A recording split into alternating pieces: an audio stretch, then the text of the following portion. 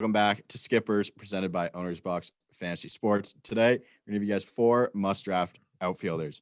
Me personally, I chose guys with an ADP over 110, so you can actually pick these guys in your draft.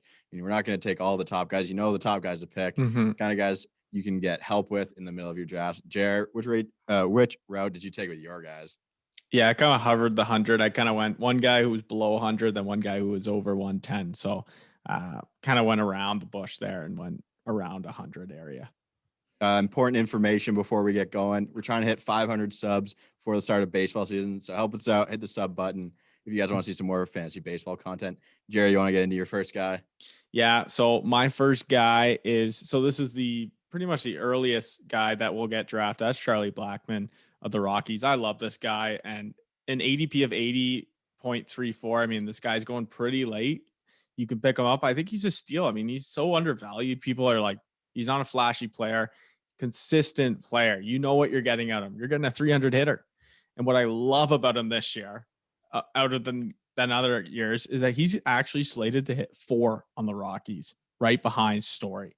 Like, that is so valuable. His RBIs are going to go so much higher. They're probably going to tell him, like, hey, we can afford you to strike out more, because he used to be leadoff hitter. Obviously, his job was to get on base, so his average might take a hit this year, but I see way more value with him hitting in that 3 or 4 spots, rather 3 right behind Story or 4 right behind Story.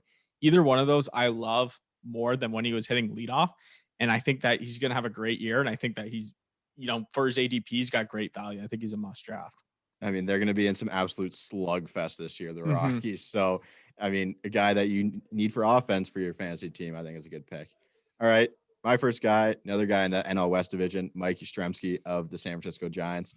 He's an older guy. He's going to be 31 by the end of this year. But he had a full breakout in 2019. And he just followed that up with a really awesome low-key 2020. Last year, he slashed 297, 400, 568. I mean, I don't think the average is obviously going to stay that high. But he's a super advanced approach at the plate. And this guy walks a ton, for that average too. One of those guys. Oracle Park, they kind of changed it around to allow everyone to have more power last year. I mean, it was just a terrible hitter's park for years. Barry Bonds is pretty much the only good hitter that's been there forever. I mean, I know he's made a concerted effort too. He's one of those guys, the big launch angle guys. I saw him. He had fat grips on the bat in the batting cage the other day. I saw a video of that. So I think this is a guy you get around 115th pick that's going to hit more than 25 home runs, and he's going to be up 285 probably on that average. And I think that's a steal. I mean, I think he's just overlooked being a West Coast guy. We're East Coast guys, so we think that those guys maybe not totally overlooked, but from our aspect, I think they're overlooked. That's why Mike Yastrzemski is my guy. Yeah, that's a good pick, Abe. I think that he's a sneaky kind of Giants. I mean, the Giants are so no one wants to take anyone from the Giants, and this is the guy who you take from the Giants. I think he's one of the only guys I'd take from the Giants, to be honest. I can't even think of another guy.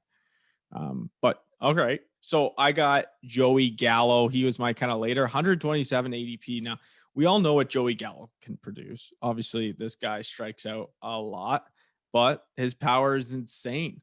And Avery mentioned it in previous episodes. If you haven't checked it out, go check it out. He's Avery's pick for home run leader, same as Bubba's pick.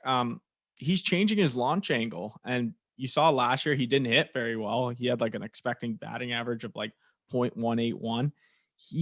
His launch angle was 26.8 last year. When he was really gross in 2017, 2018, 2019, his launch angle was low 20s. You're talking 21, 22. He plans on changing that. Avery can speak on that, about those changes. But if he's going back to what works, then Joey Gallo is really valuable. And that's what I'm banking on. So I'm going to say he's a must draft.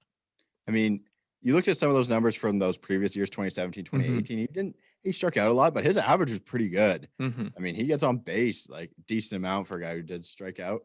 But we're talking about him, the launch angle things. He's trying to hit more line drives.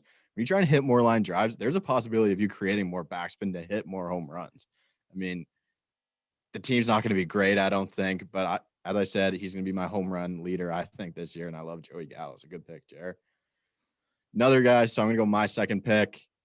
It's not a sexy pick. It's going to be Alex Verdugo of the Boston Red Sox. Obviously, the main piece in that Mookie Betts trade.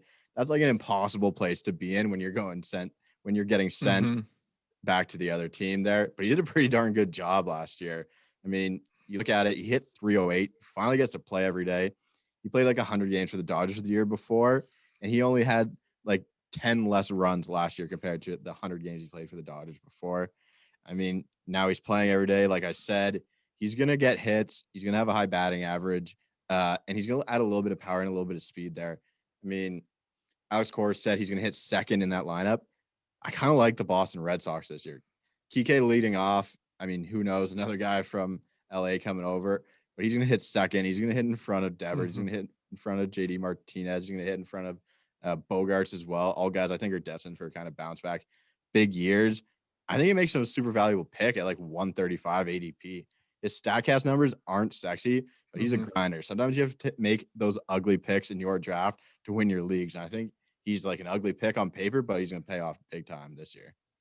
Yeah, I drafted him last year in a 10-man league, and I actually dropped him. He was really bad to start off, and everyone always shits on the young guys who are bad to start off. Everyone usually starts off bad. It's a big thing we see. It's the top prospects who get off to a slow start. You can buy low on them the next year every time. And we talk about Verdugo, like those stats, those include that terrible start, but he was amazing to end off the year. And I think that potential is there. I think that this guy, obviously, he's a major piece surrounding that Mookie Betts trade and hitting second in that Boston lineup. Boston, they're an underrated team, I think. I think like JD Martinez, bounce back player, obviously. But surrounding that team, I mean, JD Martinez is going to hit Verdugo home. So the runs are going to go up. And yeah, I like that pick. I think he's just valuable. He's gonna produce in some of the other categories, but he's not gonna be crazy. That's what I like for my guy. Jared, any more notes from you? No, I think everyone should. We just added a Discord, so if you want to come check that out, come in. We'll ask your fantasy baseball questions. We'll help answer you so you can hammer your leagues. And finally, it's probably the last couple of days for your draft. So let us know how your drafts are going. It's an exciting time. Baseball's almost started. That's it for me. Jared, anything more? Nope. We'll see you guys next time. Thanks for tuning in.